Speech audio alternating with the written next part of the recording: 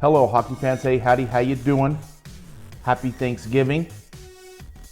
Welcome to Drop the Gloves, episode 10, brought to you by the good folks at Underdog Nutrition.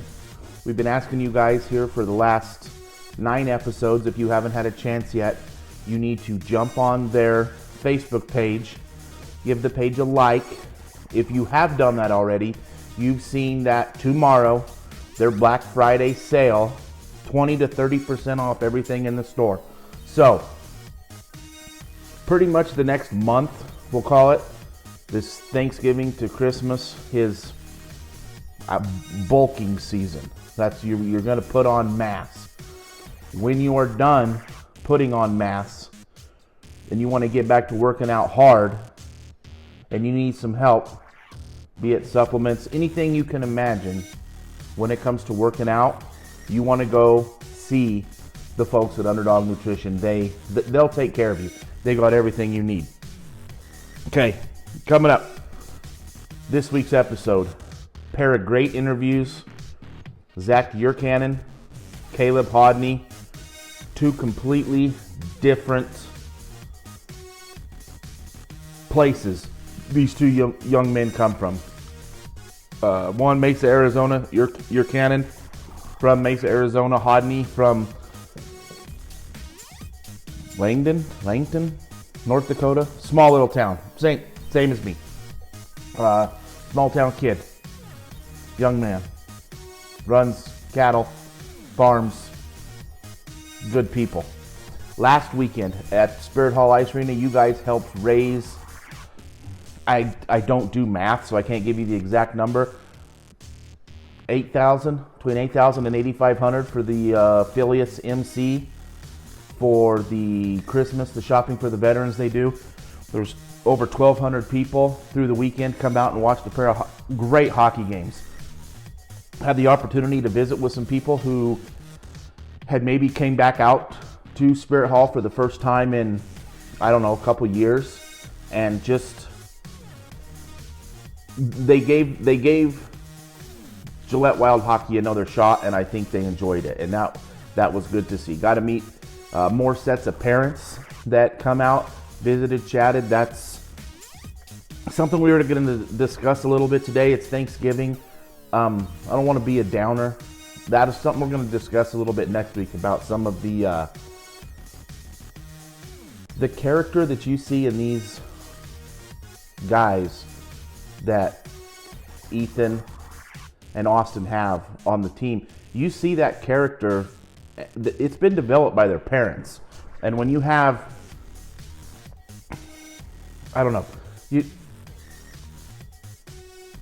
shithead parents produce shithead kids.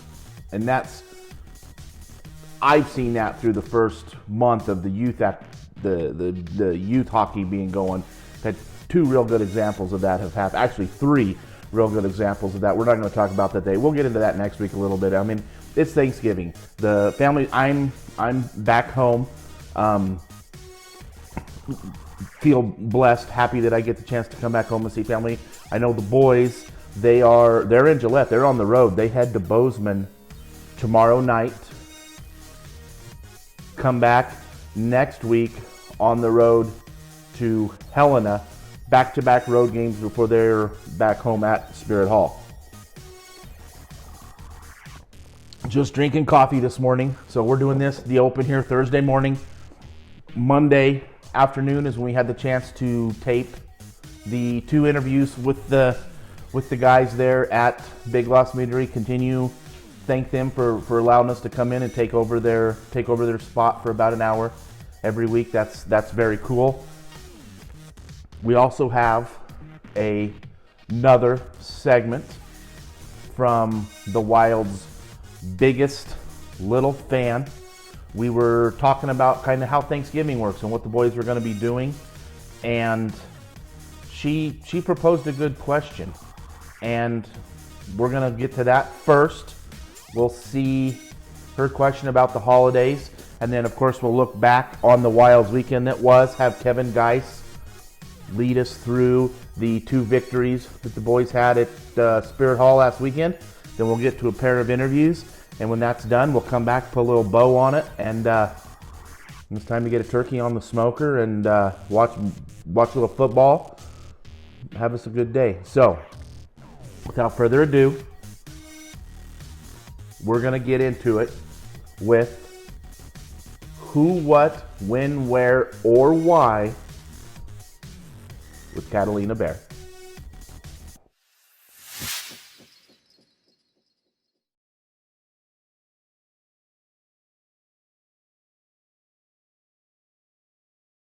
Hey guys, I want to know what your favorite part of Thanksgiving is. Easton, Apodaca, my favorite thing about Thanksgiving is spending time with family. Tristan Baker, my favorite thing about Thanksgiving is watching football. Jacob Guitard, my favorite thing about Thanksgiving, smoked turkey. Dale Rodriguez, my favorite thing about Thanksgiving is getting to see all my family. Isaac Young, my favorite part about Thanksgiving is probably the homemade pumpkin pie. Hey, my name's Brock Trebojevic, and my favorite thing about Thanksgiving is eating a nice big old turkey. Leighton Weisler, my favorite thing about Thanksgiving is getting to see all my family. I'm Nick Delabovi. My favorite thing about Thanksgiving, honestly, is probably, the pumpkin pie and just being with my family. McLean Weisler, my favorite thing about Thanksgiving is seeing family. Hi, my name is Declan Young. My favorite thing about Thanksgiving is spending time with family. I'm Caleb Sanborn, and my favorite thing is mashed potatoes and gravy. My name is Zach Slinger, and my favorite thing about Thanksgiving is playing football with my cousins. My name is Nathan Fanning, and favorite thing's probably being with the family.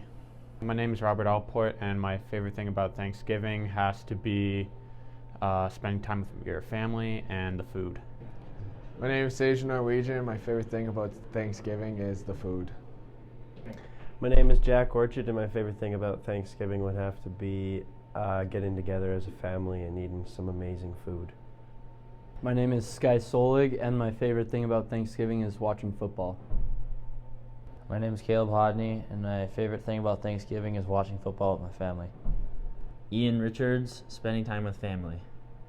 Jake Turek, my favorite thing about Thanksgiving is just being around family. Zac Yurkanin, and my favorite part of Thanksgiving is probably the pumpkin pie.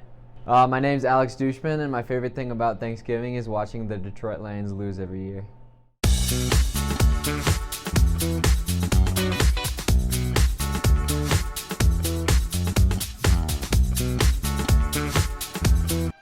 Get ready for a ceremonial puck drop. We'll let you listen to the PA announcer here. By a gentleman originally from Billings, Montana, now resides here in Gillette, Wyoming Army National Guard Sergeant First Class Mike Thompson.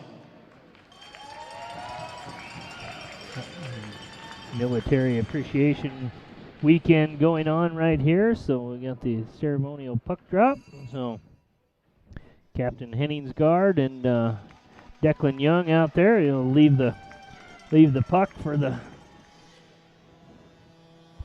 gentlemen, and we're about ready to get things going as everybody gets things strapped back on. The Americans in their, could be their home whites, but while they're going dark this weekend, so Great Falls in their red, white, and blue with Americans across the chest. Got blue and white stripes around the bottom. Got blue numerals with red accents and white socks with blue and red stripes with some white stars in there. The Wild in their Military Appreciation uniforms look very nice. Got some dark blue and black, white numerals with some gold accents and the American flag draped around. The Wild logo on the front. American flag on the shoulder, and we're about ready to get things underway as the Wild will skate from left to right, south to north as referee Jenna Jansen. We haven't had her call a game here in a while, so get things going. Let's see if that's let's see who took the face off, but it comes up high to Trebojevic. Oh, goal! Nice little redirect by Declan Young. It was heading to the goaltender's right side and went off of his stick and then the left side of to the left of the goaltender. Declan Young with another goal. Nice assist right there by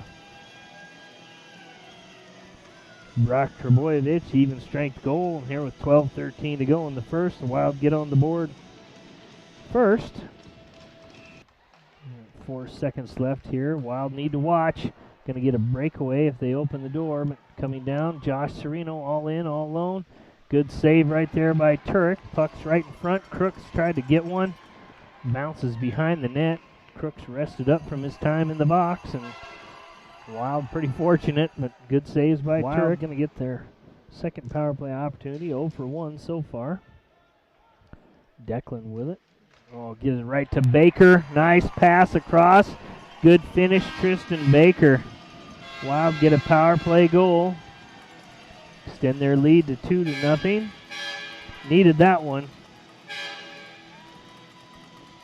11:44 to go here in the second period, so that took a sum total of 6 seconds to get that one.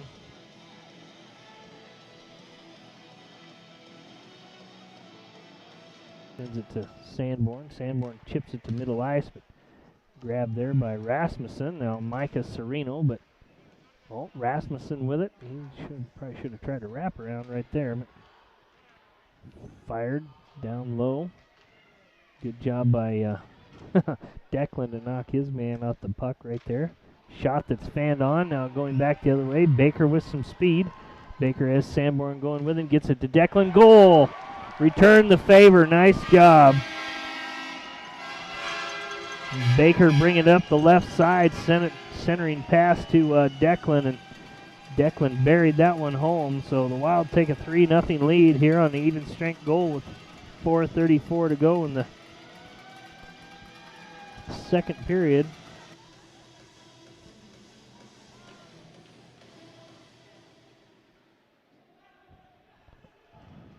Solid just comes to the slot and fires one in.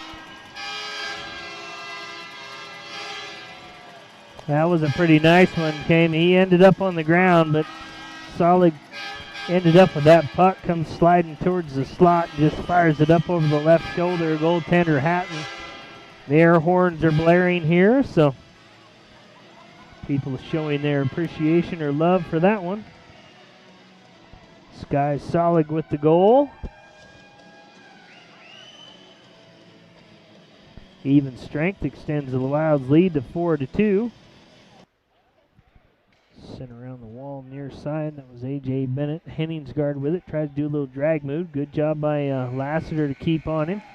Douchman tried to deliver a nice check right there at the end. But as such, the Wild end up with the 4-2 victory. The Wild go 1 for 5 on the power play. Great Falls 1 for 7. Good crowd in here tonight. We'll see who our 3 stars of the game are tonight. We'll see. I'm guessing Declan and Tristan Baker, and we'll see who the third star is.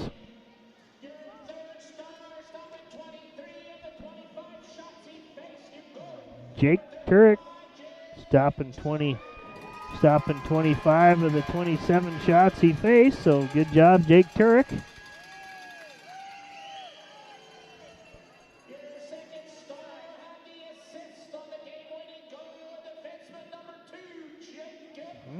Jacob Guittard, the assist on the game-winning goal.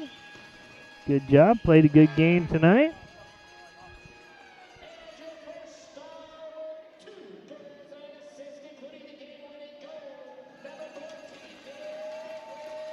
Declan Young with the game-winning goal. Had a goal and 2 goals actually and an assist. So 2 goals and an assist. So that's the way we end up. Wow.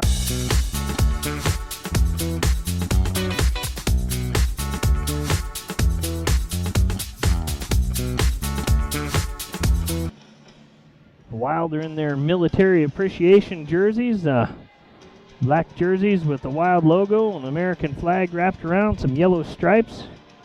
Got white numerals. The Americans in their white uniforms with Americans across the chest. Blue numerals trimmed in red. Got stars and stripes on them. Socks with stars and stripes. So with that, we're about ready to get things going as the Wild will skate left to right, south to north. Puck's down. It's going to come away to Weisenberger. Gets it up the near wall, but intercepted, and Weisenberger ends up with it again. Bring out top line there with the Youngs, picked up by Isaac. Isaac on the near side looking, weaves to the slot, fires one. Oh, trying to get a redirect right in front was Declan, and he ends up on the ice. Isaac picks it up from behind, wraps her around, and punches one home. The goaltender doesn't like it, but they didn't blow anything dead when Declan went flying over the top of him. So minute and 1 second into the game, Isaac Young gets an even strength goal. Just good hustle and came around from the side and able to pop it past Winkler. Jack Orchard down right there. So kept in by Fanning. Yurkanin back there applying some pressure, but picked up on the far side there by Dawson. Shot, score! I think that was Norwegian. Solig with the goal right there. Sky Solig. So 14:23 to go here in the first period. The Wild open up a 2-0 lead. The goaltender, and we'll try it again. Got Trebojevic and Rodriguez out here. Come to Isaac Young. He's going to chip it down low to Declan. Leaves it back for Isaac. Isaac to Declan. Isaac with it right at the Zam door. Trying to spin away from some pressure from Henning's guard. Sends a tough shot from a side angle. Declan with a shot. Goal. Man, that was just a sniper right there. Up over the left side. Declan gets one, and 9:18 to go here right after the break. Declan from Isaac, and even strength goal makes it 3-0 Wild. Tripping on 2-minute minor penalty, so Wild have a power play. They've been running about 25% on their power play. They were 1 for 5 last night, so they didn't score till they scored on their second opportunity, I guess. But Young slides it back to Blake. Blake near side to Declan. Declan walking in, tried to send it right in front. I don't know whether somebody got some traffic or whether Declan just got that, but 5:13 to go here. The Wild with 10 seconds gone. They get that power play goal, make it 4-0. We're going to have a goaltender change here in this first period. So face-off will be back to his right.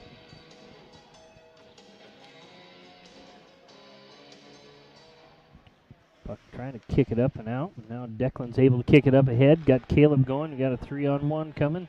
Alford on the back check. Oh, got a goal right there. Caleb Sanborn bounced off the goaltender's stick and in. Had Isaac on the near side, but that just bounced off the goaltender's stick. He was probably more trying to pass it across than shoot it, but either way, a minute 21 in. Wild get another goal here. Make it 5-0. Declan kicked that ahead and able to get it up and out of the zone, and Sanborn brought it down. Had Isaac on the near side. Got Fanning cutting right in front, but Isaac looking, gonna dump it back to the side. Tristan Baker now. Baker back up high to Isaac, over the far side to Declan. Declan gets it near side to Sanborn, sends it down low to Baker. Baker looking, still looking, leaves it down low for Young. Declan with it, right over to Baker. Baker fires it, goal. Nice shot from the side right there. That was just good work, Tristan Baker. And Declan Young. See whether power play goal for the Wild. Re-extends their lead to 5 goals with a 6-1. Up here, but he gets it back to Solig. Solig fires it off the goaltender. Wild still battling here as there's a minute and 5 seconds left in the period. A minute and 13 left on the power play opportunity.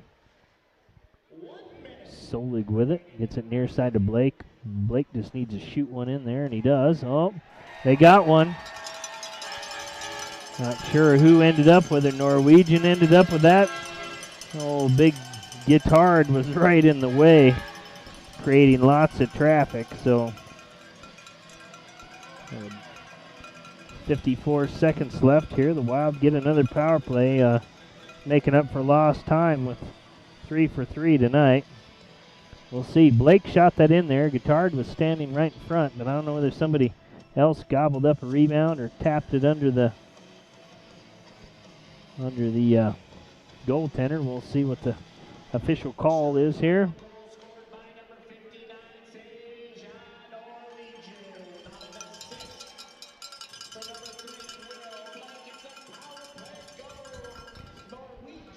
Norwegian that one out.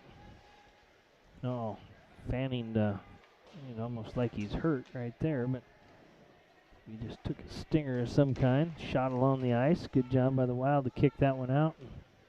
That's going to run this one out. The Wild going to come away with a 7-2 victory as we get a little final love here at the end. You can see why Senegal has the most penalty minutes on his team.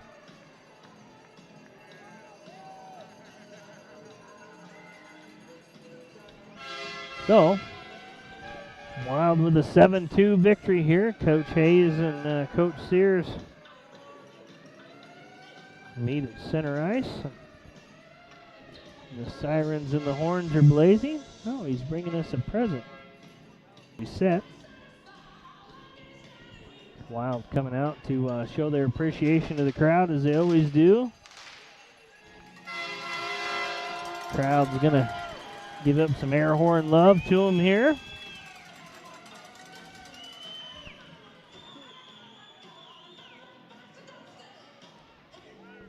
Let's see if we get the 3 stars of the game. Let's see, I'm guessing Declan Young. Will Blake could be in there with a couple of assists.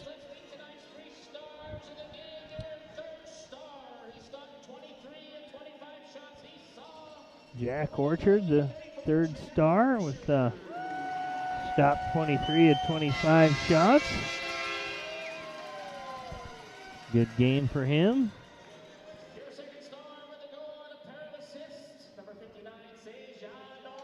Goal and a pair of assists. Sejan Norwegian, another good game from him.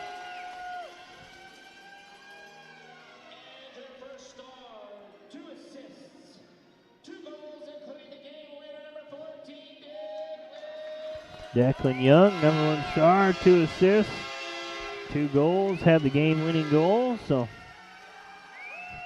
Wild with the victory. On the road next weekend after Thanksgiving to Bozeman, then to Helena, and then be back here the December 10th weekend. So thank everyone for tuning in, and we will see you in a few weeks. All right. You ready? Mm-hmm. Okay.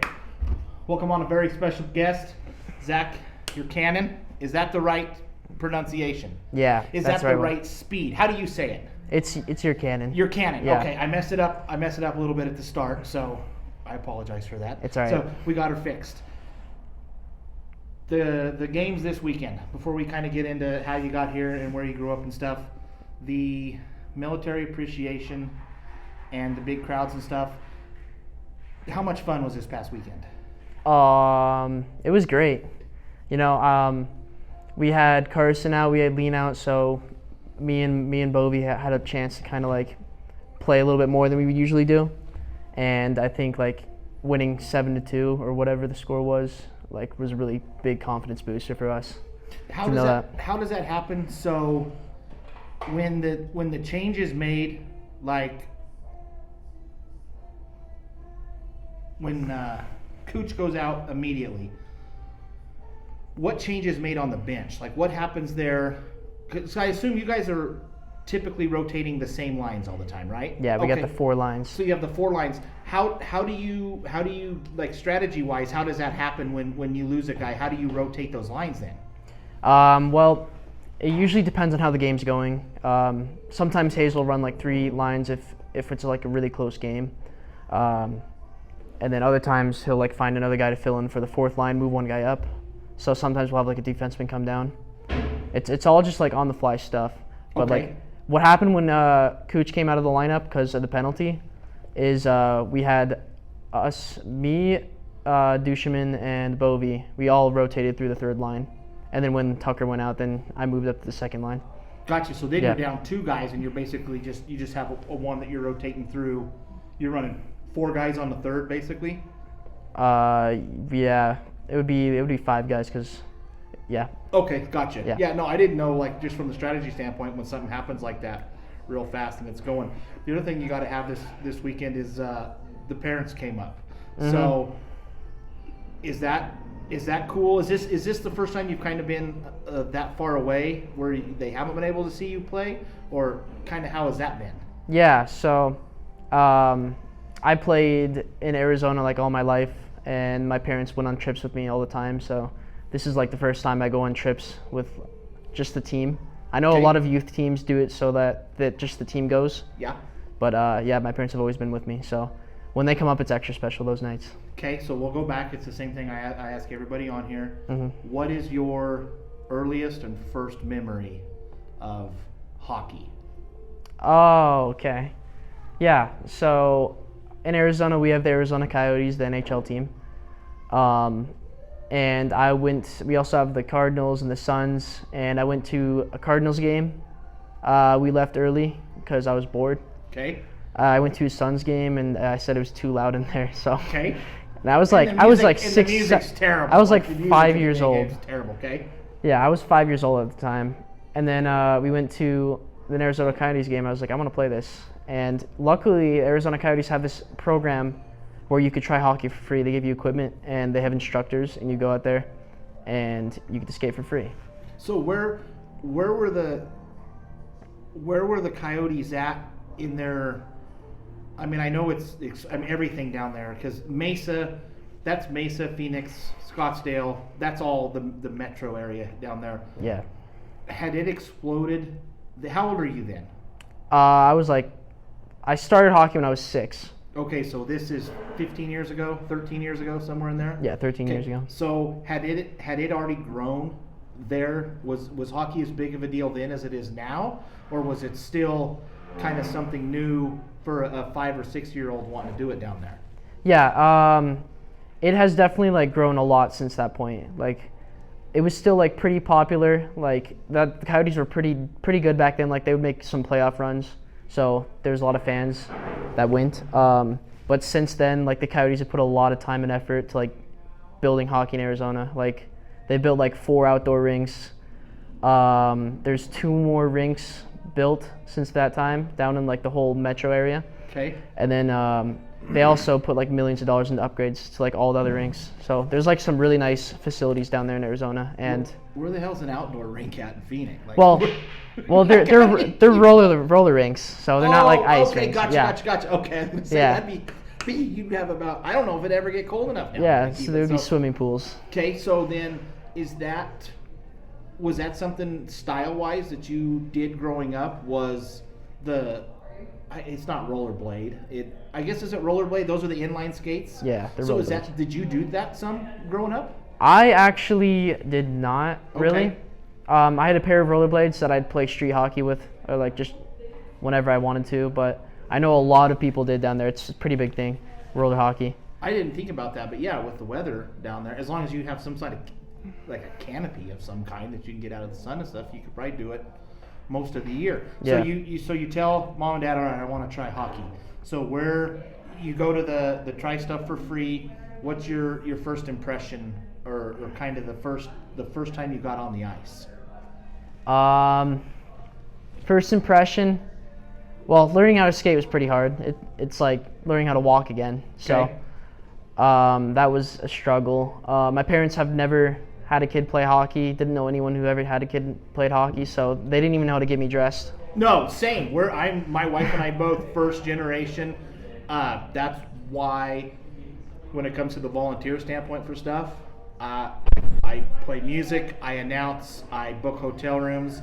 I do not skate. I've never had a pair of skates. I've never been on the ice other than to walk across it. So yeah, I completely get 1,000% where they're coming from. But they obviously fell in love with it too and kept doing it and had you do it. Yeah.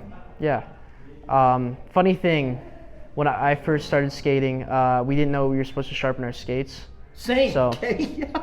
it took like probably a year. Like it took a long time for us to realize that you're supposed to sharpen the skates. So I was skating on dual skates for a year. Do you remember that first time? Like, is that something the first time you had them sharpened and put them on? Like, do you kind of remember? Oh yeah, I was like, it's like running in ankle weights without it. Yeah, it was a huge difference. So it really helps. We're kind of with your friend group then too. How many kids, like neighborhood wise and stuff, were into hockey when you were a kid? When I was a kid, in my neighborhood, I'm like the only person I know who played hockey. I mean, I had some of my friends, they played like street hockey sometimes just because, like down our street. But it was like kind of a thing where you would go to school and people would know you play hockey, and there's like one or two other guys that play hockey at the school. And like, I'm talking like elementary school and like middle school. So then they'd be like, oh yeah, you play hockey, so does this kid. And like, there's like just a couple guys that play hockey. So that's about it. Did you guys know each other then? Like, were you playing against each other, or was your elementary school big enough where they might be in a different association or a different area? We pretty much, at that first we all pretty much played house league. Okay. Yeah, so there was like a wide range of like different kids who would play. The closest rink was like 15 minutes away, and then there was like there's a bunch of rinks like kind of in that same like distance. So some kids would play in a different program, but yeah. But as we get older, like the more and more kids started playing, I would really notice. What is the structure of that the youth program down there? Is it so do the cities run it? Is it all club based, or kind of how does that work? It's usually ran by the rink because each rink has like a hockey youth director. Okay. And so they have their own league, and we had like 5 rinks in the metro area across the entire valley, and each of them had their own house league. And then also they had some club programs, which like you would pay a little bit more, but you would travel to tournaments and stuff. But like just the house leagues, they would just play in their own thing. We also did have this thing where they would like select a bunch of players for a select team, and then you would play against the other rinks, all their rec leagues. They're select teams. Yeah. Almost like a kind of an all-star game kind of style deal that you're doing. That's how I first started. Like I went onto the select team, and then I eventually made it onto a club team. So what age are you when you, because I assume that it's, okay, so you're doing the house league, you're feeling it out, and then you realize, okay, hockey's something I want to do. And then you go from the house to the club level stuff. How old are you then when that's happening? I started when I was like, I think 9. Okay. I went to like a club team. Okay. And then I actually was on that same club team all the way up until I was 18. Got you. The whole time. And then is there high school hockey down there? Yeah. Okay, so the high schools have teams, and then you have your club teams. Yeah, it's actually a really weird like relationship between the high school teams and the club teams, because that sounds familiar. Okay. Okay. You would have like players playing both like all the time, including me. And the thing is, not every high school had a high school team. So I played at a high school like 30 minutes away from my house with a bunch of other kids. Like they came from all over the place. And my brother played there too. And we both played travel hockey, club hockey. So some weekends we'd be gone and our team would have to go without us. And that's like, it still happens now. Like my brother still plays. I come down there and my dad's like, oh, we're missing 3 of our best players because they're playing club today. So it's the seasons, they ran the same. Yep. It's everything. So sometimes you had to pick and choose. So which way you were going to go. Yeah. Gotcha. They've done a better job here. From what I just have the daughters on with the kids that play the Team Wyoming or maybe with the Cutthroats and whatnot they schedule a lot of those, the more top tier stuff on the wall. The Wyoming Amateur Hockey League tries to make sure their games aren't scheduled the same. Yeah. Like this Thanksgiving weekend, everyone will go to the big tournaments and whatnot, and then we're off. So that's they do work around that here to kind of keep from having that stuff and having issues with that. When and we were talking kind of a little bit before, and it's not to pump you guys, but there is a different level of hockey that you guys play at a different level of hockey. It's very obvious. The folks that have been coming and watching and stuff, that's the group that's here are good hockey players. When did you start to feel, or was there an age where you were like, all right, I'm at the point now where I want to try to go play at the junior level? It's actually I feel like my story is a little bit different than like your typical story. Okay. I played a lot of hockey as a kid. I was probably like near the top of the team, my club team at the first, and then like as I went into like middle school and high school, I kind of just didn't really like hockey that much for a little bit. I focused on school a lot. Okay. Which there's absolutely nothing wrong with. Yeah. I could have definitely I didn't really start really working on hockey until about high school, sophomore year, because for a while I don't know, it just wasn't like in my interest to like, I wasn't really thinking in the future like if I really want to play this any longer. But once I got to high school, sophomore year, I had a lot of free time and I decided that I wanted to really try hockey again. So that's when I started putting in that work, going to the gym and everything. And I actually was starting college. I wasn't planning on going to play juniors. I was going to play ACHA at ASU because I had a pretty good scholarship. And then I go up to ASU, COVID happens. I'm stuck in my dorm. Okay, what is that word? What is ACU? ASU, Arizona State. Oh, ASU. Oh, yeah, gotcha. Yeah, no, I know what that is. Yeah. Yeah.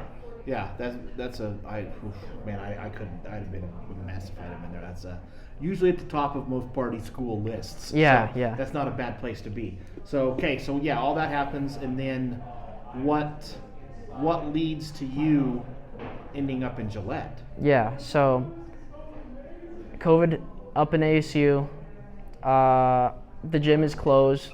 I can't have any visitors. All my classes are online. And my buddy, who I played youth hockey with for my last year of youth hockey, Nicholas Delabovi, is playing juniors up here. Okay. And I call him up one night, and I'm like, dude, I really wish I played juniors. Because, oh yeah, also ACHA, which I was planning to play, got canceled because of COVID. So I wasn't skating at all. And so I called up Delabovi, and he told me I should come up here. So then I called Hayes, and he told me that he'd be okay with me coming up here, trying it for a week and then seeing what's up. But he also was really transparent, telling me that we had a lot of guys on the roster at the time. We had like a whole like line scratched. Okay. So he wasn't going to guarantee I was going to get like in the lineup or anything. Okay. So I come up there and I try it, and now I'm here. Okay, so did you know zip.shit about Gillette? Yeah. Nothing, other than just Bovie's Instagram, or like what was your knowledge of Gillette before you decided to come up here? Because I got some pictures. I'll show you when we get off. I've spent a couple in Cave Creek. We went down there as a family. Mm-hmm. Awesome place. Wildly different than Gillette, Wyoming. So Yeah. what's the trip like up here and kind of your first impression? What time of year was it when you came up here? I came up here in January of this year, actually. Okay, so this is we're talking like 11 months ago. Yeah. Gotcha. Okay, so you come up, what did you think? Well, at first I never thought I would ever like step foot in Wyoming. Okay. And then I look up the town population, 32,000, and I know that there's like a community that is right next to me, just like a neighborhood that has 32,000 people in it. Yep. And I'm like, wow, this is gonna be a really small town. And then I come up here, Nick picks me up from the airport, and it's really cold. Oh, That's my first impression. Yeah. It's really cold, and Yeah. I did not like that. But we drove through, and it was actually like a bigger town than I thought for 32,000 people. I do. Your mom is one of the most active on the Wilds, the social media stuff. Yeah. And she had made a comment when they were, like I said, they flew to Denver and drove up here, and she had made a comment about how it was cold, and it was like 54. Like, no, we're not. It's not. It hasn't even got. We got positive numbers here right now. Yeah. So, when you got up here there in January, then what was kind of your first? Did you catch a real cold snap then in the spring? Like, were you here when it got stupid cold, or have you had the chance to experience that yet? Oh yeah, I was here. There was a really bad like stretch of like where it would rain or the snow, melt the snow, freeze again. Yeah. Oh yeah. Snow again, and yeah, I was up there for that. Thank God I wasn't driving. Yeah, that's a whole other experience and stuff you got to go through. That's just stuff that you don't until you've done it. Yeah. You don't know. From the grand scheme of the facilities and kind of call it the perks or whatnot of being on the junior team here, have you enjoyed it? Like, are you happy with your decision to be here? Yeah. If I didn't like being here, I would probably be on another team, of course. But yeah, Camplex is really nice. The rink's really nice. Ice is nice, and we get to go to the rec center for free, and it's a really nice facility. Indoor track, hot tub, pool, everything. It's a really good facility, and we also get we have a nice partnership with GPT, so we get everything fixed that we need to. Nice. So it's pretty much perfect. Is there anything that you miss, or is there one thing you wish you could have brought or could have from Mesa, from Phoenix, or the area? Is there one thing you wish that was here? Don't say In-N-Out. Oh, I was about to say Chick-fil-A. No, dude. The Chick-fil-A seems like a big one. Or Cane's. Okay, in both of them. Yeah. When I was down there last year, I had never done In-N-Out before. Are you an In-N-Out fan? I like In-N-Out. Okay, but is it not a little overrated? Oh, it's overrated. Okay. The thing is, it's cheap. It's just like cheapest burger in town. Absolutely. And it's pretty good. And they file it through there. So have you done Five Guys yet? Five Guys is Yes. like a better In-N-Out, I think. Gotcha. I like Five Guys better, but it's also like double the price. Have you done the Roost yet? Right No, I have behind us. not. Okay, you got to do the Roost. Is like the local Five Guys, and In-N-Out. So they do the same thing, kind of the smash burger style or whatever. It is legit. So, last thing, and I'll let you out of here. We still got the 1 weekend to go. I think you guys go to Bozeman, and then it's kind of setting up for that weekend in Helena, where right now you're guaranteed to both be 1 and 2 in the division. I assume you're both still going to be undefeated. Like, how much are you guys, or how much fun do you think that weekend's going to be going up there and playing in that place? Yeah, I've been looking forward to that for a long time, and as much as I want Helena to lose, I also want them to stay undefeated. So we both 2 undefeated teams playing each other. I think that'd be really cool. I know their fans, they get the most fans in the entire league, so it's going to be loud in there, and I'm really excited. And really, with all the I don't know if I'd be too nervous, but I don't know. Like this last weekend, we had a lot of fans in the arena. Yeah, there was almost 1,250, almost 1,300 people there. So. And I completely I didn't even think about that. Like, I didn't look at the stands at all. When I'm locked in, I just don't know what's going on outside the rink. Can you feel the energy a little bit though when there's that many people versus if there's only 80 people? Like, is it something that you can kind of sense, or is it something you're completely putting out of your head? That night specifically, like I completely forgot. Like, I didn't. Usually I check the stands actually. Like, to see how many people are there, and a lot of times I feed off the energy. Did you even look to see where your mom and dad were? Did you take a peek to see where they were? I don't know where they went. Oh, dude, okay. They always tell me to wave to them, but I'm too busy playing hockey. No, there's nothing wrong with that, man. There's nothing on being focused on on what you're supposed to be doing there. So, dude, I appreciate you guys are a lot of fun. Like, it's. Oh wait, no, double last thing. Do you help out with the blades and avalanche and stuff? Yeah. Okay. Yeah, I'm actually doing that tonight. Okay, so do you enjoy that? At first I was like, not really, but like, as I've been doing it, I'm getting way more comfortable with all the kids, and it's actually pretty cool. Like, especially when you get to see them like improve week after week because you get the same kids. Yeah. It's really cool. And that's how I started out too. I had some like junior players down in Arizona teaching me how to skate. So it's kind of my duty to do that. Well, as a parent within, and like I said, my daughters are older now, but we got friends that their kids are getting into it and stuff, and it is really cool to have a group of young men like you guys that I know they can watch you guys when you're on the ice, they can watch you guys when you're stretching. Like, I'm sure you guys you're 19, 20-year-old boy. I was the same way, but the way you guys carry yourself and stuff is very cool to have you guys here. And I know the parents that have the kids and stuff in there that you guys are working with, they think it's awesome. So they all don't want me speaking for them, but I will. But we're very thankful for you guys for doing that. So I appreciate you taking some time. Good luck this weekend, and we'll see you here in a couple weeks when you get home. Yeah. Cool, man. Thank you. Pleasure talking to you. Thank you.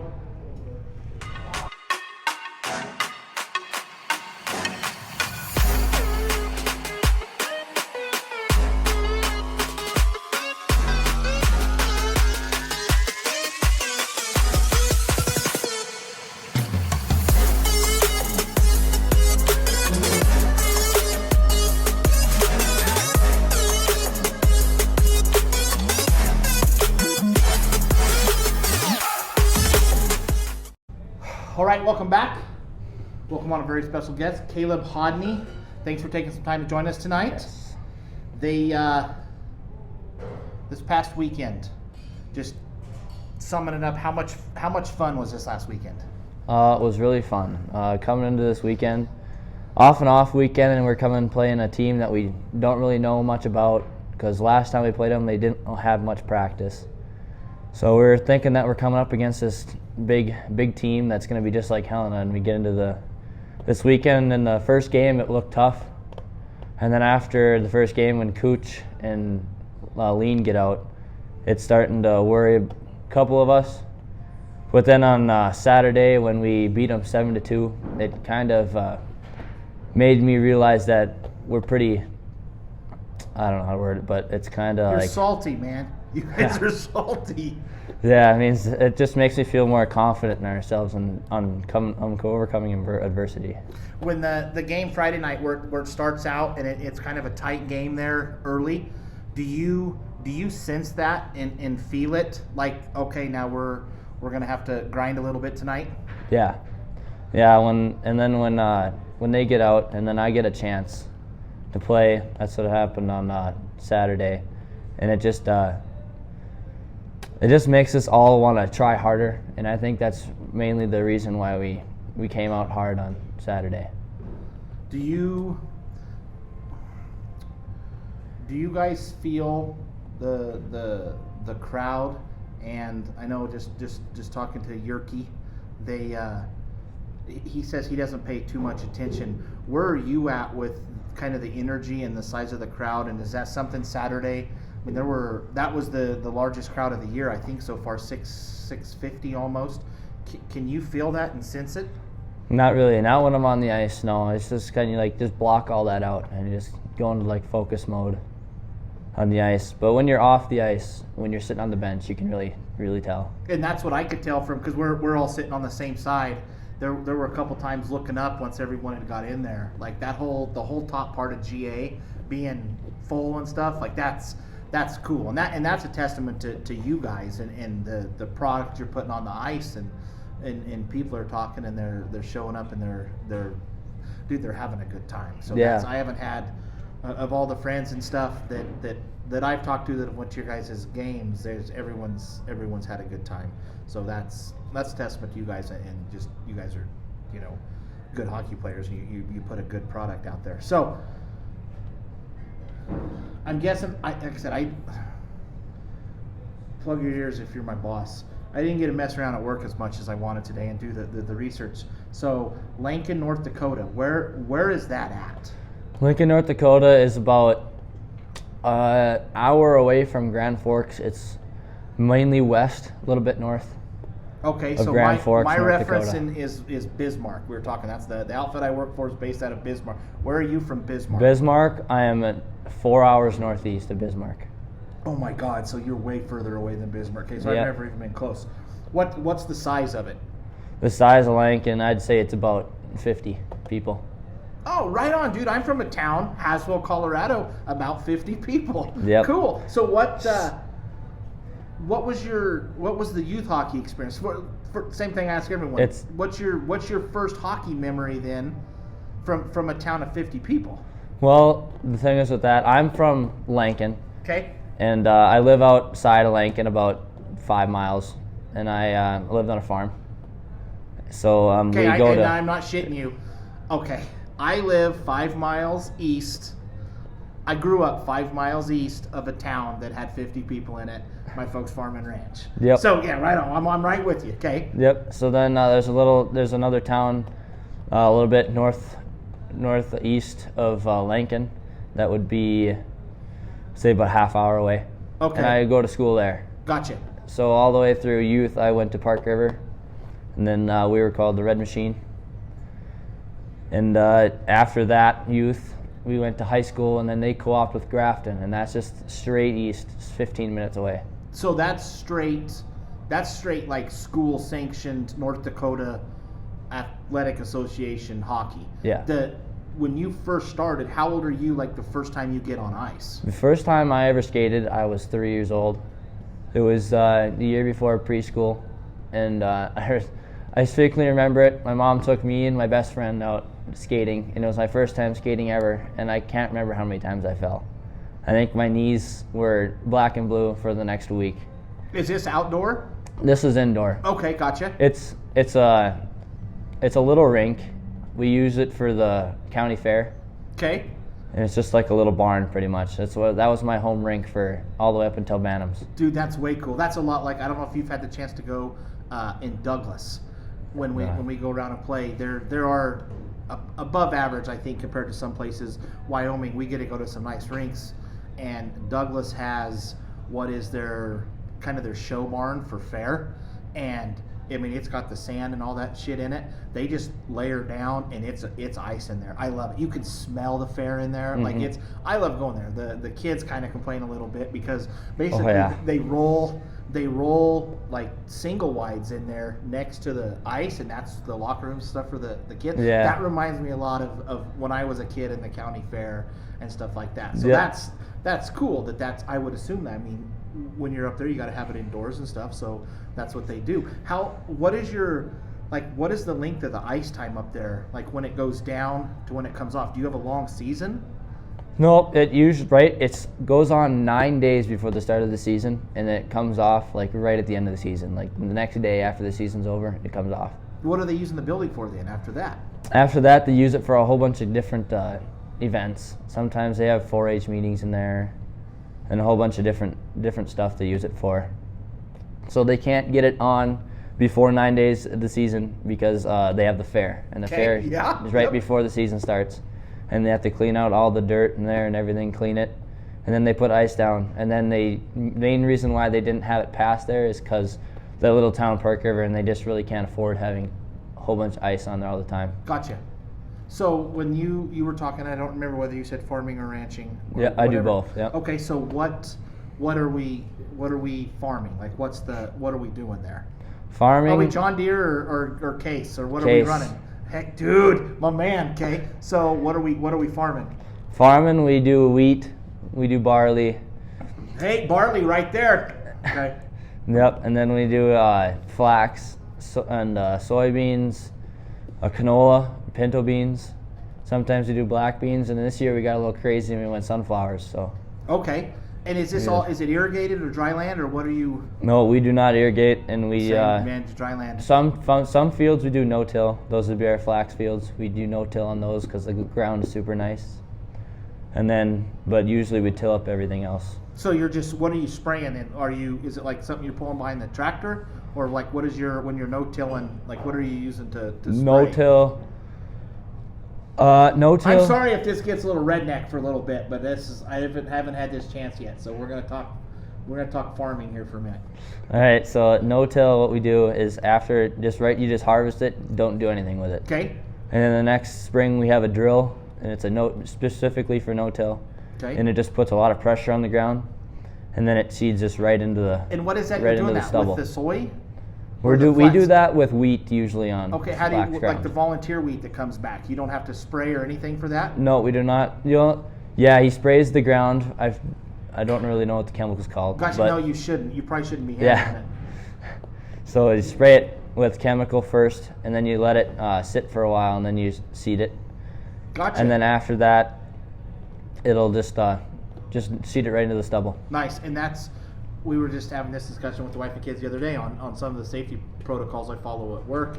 We, when I was younger, 12 to 16 or whatever, working with my dad, we had this big flotation sprayer, and he'd be mixing the chemicals, no gloves, no goggles, smoking a cigarette, you know what I mean? Like I don't know what was in that stuff, but it's definitely, stuff's come a long ways and changed on, especially with the no-till on saving your moisture and stuff. You guys, I assume you have a hell of a lot better dirt than what we have where we were in southeast Colorado, because we might go years without getting any rain. So from the farming side, then what about on the ranching? What kind of cattle and what stuff were you running? We had Black Angus. Okay, that's where we differ. We're red, but that's okay. Red. We also have Red Angus. We're not just Black Angus. We usually have a mixture. Sometimes we have Baldies and all different types. And we just usually stick with Black Angus bulls though. Okay. What did you enjoy? What is your favorite of the two, farming or ranching? I like farming better than ranching. Gotcha, and I was the same way, with the exception of, I assume you're butchering your own beef and stuff. No, usually we have a local butcher that we usually support. No, I mean physically doing it yourself. But in the barn, but you're eating. Yeah. You're eating your own beef. Yeah. Gotcha. Yeah. Okay. Yeah. Have you had an experience yet where you've had to be somewhere and buying beef from the store yet and just being like, this is god awful? I mean, yeah. I mean, sometimes, yeah. But yeah, usually we have one or two cows that usually just have a limp usually, and they can't really make it, and that's what something that's open and you butcher them. That's the way it goes, man. Okay, so we'll stop talking ranching stuff. That's the other thing that's cool is the dynamic of your guys' team. Is you guys have people, young men literally from every walk of life on. I mean, Della Bovey goes from New York to Arizona, and you have guys from Alaska and Canada. How cool is it for all the dynamics and the different guys you get to meet from around the country that you're all here? You're all here in Gillette, Wyoming, playing hockey. Oh yeah, it's really different. Where I'm from, everybody knows what farming is, and stuff like that. And then you come here, and then there's some people that don't really know what's going on. Like one of my friends, or the players that stay with me, it's Alex. He has never lived on a farm before, and then he's out living on the ranch at Geis's. Gotcha. So is that how you got placed at Geis's in? Was that something you when you did it to know you wanted to be kind of wanted to be out in the country and stuff? Okay, so what are some of the things that you've had to teach? And I haven't had Alex in here yet, so he's gonna have to be next. So what are kind of some of the things that you've had to show him and he's got to experience? I'll have pretty much about everything. Okay, has he had to pull a calf or what? No. What do Geis's have? Are they running cattle or? Yeah, sheep they run both sheep and cattle. Gotcha. And the main thing that we've really done is cleaned up around, with trees, and we've pulled fence. We just did that, so he just got to learn. He just learned how to run the bobcat. So okay, nice. That was we cool got to get him. He for him. needs to either castrate something, or he needs to pull something. Whether it be what do you call a baby sheep? Mew.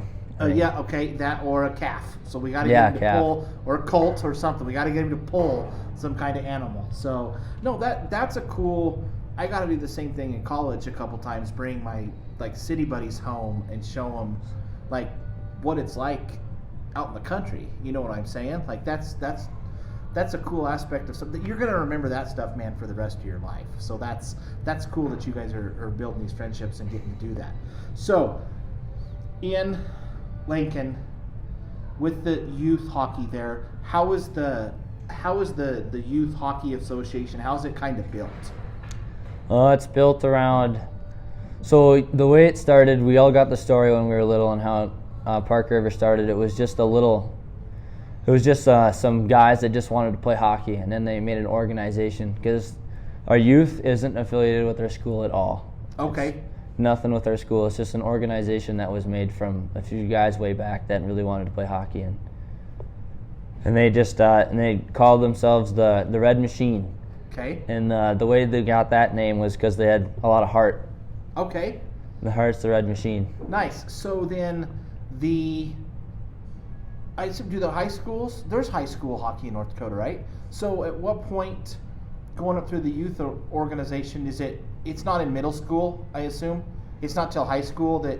So did you have midgets hockey and your high school hockey, or kind of how did that work? So that worked with... it was high school, right? Freshman year, I still played Bantams. And then sophomore year, I went to high school, and that was in Grafton. And we were co-opted. It was I think 7 different schools that co-opted with Grafton. And did you have to do that for number? Is that just for your high school team? And then we had a high school team and a JV team. Gotcha. Okay, so that's something you had to do just to co-op to get the numbers to field the team. Yeah. Okay. When did the aspect of this level kind of start to pop in that you're like, all right, I want to give junior hockey a try? I always wanted to do junior hockey, but I never felt like I had the right connections when I was in high school. And then, would you believe it? My senior year, right after we got done with high school, right after the season, Taylor Shaw texted me. Okay. And he asked me if I was planning on playing hockey after high school. And I said, well, I haven't really thought about it, but I mean, yeah, I would really be interested in that. And so I found out that he went and watched 3 of my games. Okay. And I had no idea that he was watching me at all.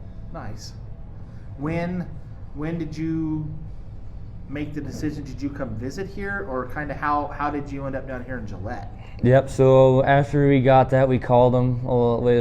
We had a phone call with him, and then so we scheduled a time to come down here and visit. And I ended up signing when I came down here. Now,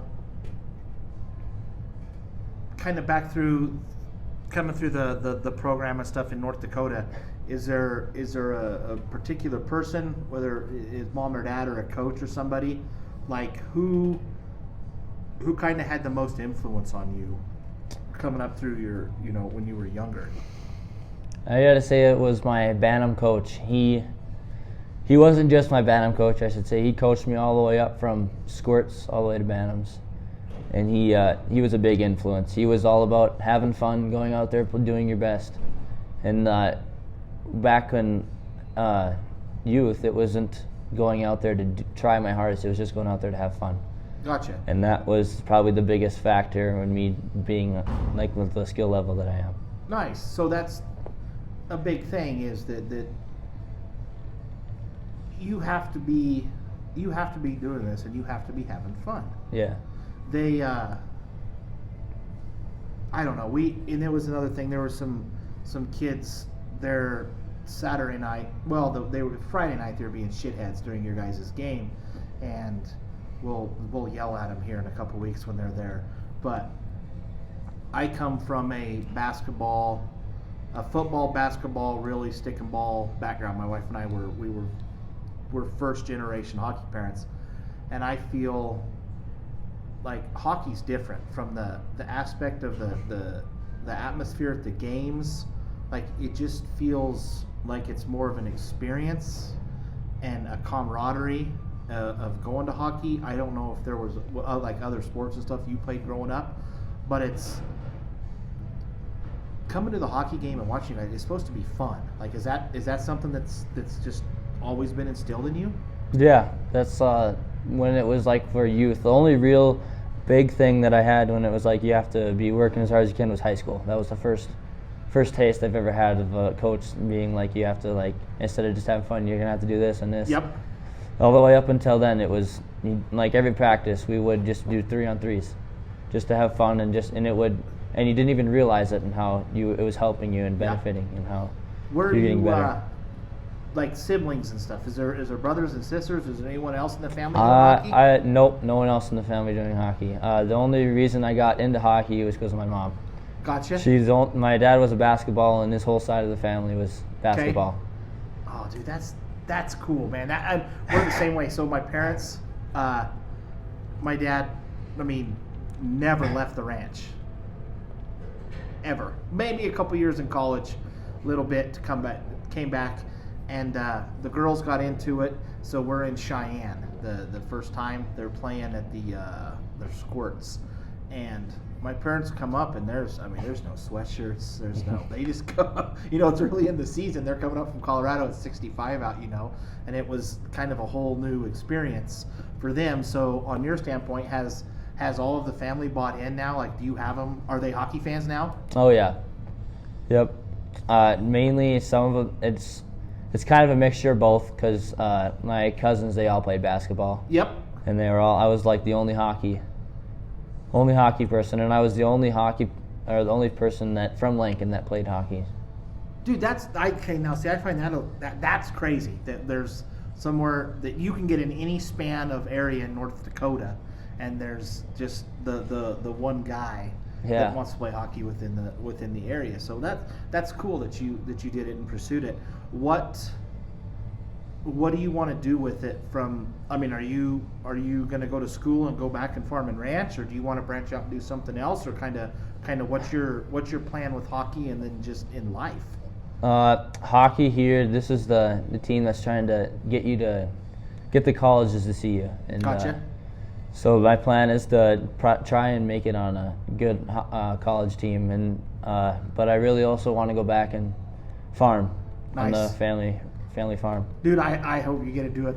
We're at the end. My parents are retiring. We're at the part where they're working on selling the ranch and doing all that, and I'm very happy. Like, my wife and I, we're very blessed to be in Gillette. We have great jobs. I do miss the Brandon. I miss the harvesting. Like, I do miss the country. I do miss the country lifestyle and being from a small town. And like I said, kindergarten through 6th grade, I had 2 people in my class. My graduating class was 11 kids. So it's graduating class was 27. Nice. So that's cool. Last thing, have you ever been a part of a team that's this good and a group of guys like this, or is this a new thing, and like, are you soaking it all in and enjoying it? Oh yeah, Bantam year would probably be the only year that got close to this, and we weren't undefeated. We weren't even close to 18-0, and that was a pretty good experience, and the guys were good. But here it's insane when you get to be around a team that's 18-0, and they're like great guys. Like, they're all. I wouldn't rather be on a different team ever. And it doesn't seem like, and there might be, and it's none of my business if there is, the shit that maybe goes on behind closed doors. I'm sure it works. You're gonna have it in life, man. In whatever job you have, like, there's gonna be personalities that don't mesh or whatnot. But it seems like when you guys come out and you are on the ice, that it is a group of young men that are all pulling in the same direction, and that's whether what the coaching staff has done to get that and get that moving in that direction is it's really cool to see. So from our side of things, like, we recognize that too, and it's so far through the first 3 months, it's been really fun to watch. So I hope, I'm looking forward to seeing where you guys take it. Yes. So I appreciate you taking some time. I know Kevin's probably got chores for you waiting at home whenever you get home. So I appreciate the time, and it was cool to meet another country dude, man. I did not know I was going to have this conversation tonight, man. So I appreciate it. Sweet, thank you. Yes. All right, I can't thank the two guys enough for coming down, taking some time. It's a thank you to you parents too. It was something I briefly chatted with Ethan about, I believe it was Tuesday, on the stuff I had told you that I had kind of watched here through the first month of the Youth Association hockey, and how much attention he's paying to parents of these young men. And he looked immediately. There was no hesitation, and he said, "You pay attention. You're recruiting them too." So that's something the coaches they're looking at that. They're seeing that, and that's something. So we're going to talk a little bit more about it next week. I want to make sure I don't use too many big kid words that, perhaps I shouldn't use. But there's just, like I said, there's no need especially at the youth level, for shithead parents. Go be somewhere else, man. You're ruining it for the people. Not for hockey. Hockey's meant to be enjoyed at any level. We'll go watch Squirts games, Pee Wee's games, at all levels. It's meant to be fun. It's different than football and basketball and baseball and volleyball. There's a different vibe that's supposed to go on at hockey games. So I believe, regardless of the outcome of any of the games this weekend, next weekend's game with Helena and the Wild are going to be the top two teams in the Frontier that are going to be playing. Depending on if somebody slips up or whatnot this weekend, it might not necessarily be for first place in the division, but it's going to be the top two teams playing. What you don't want to have happen is decide next weekend that you want to watch the game and go to get on hockey TV and have it screw up or something. So here's what you should do. This is just, I don't want to tell other people how to spend their money, but what you should do if you are planning on doing that and you haven't already got hockey TV, you need to get on. You need to get signed up for hockey TV, and then you just need to do a practice run Friday night and Saturday night when the boys are in Bozeman. Bozeman does a very good job. They have very crisp, good camera work. I'm not sure if they will have anybody calling the game. If not, call it yourself. Make up, yell, act a fool, just like you're sitting there in the crowd. You can really hear the bench and the boys real well. So just if you are maybe for the first time going to tune in and watch that game next weekend, get a practice run out this weekend. There's the way you sign in, the way it starts a little bit, you don't want to get caught off guard with anything next weekend. So get on there, get signed up so everything goes smooth for you next weekend. Thank you guys for tuning in. I hope you all had a great Turkey Day. I hope all your bets hit. I appreciate everybody tuning in and watching, all the kind words. See you guys next time.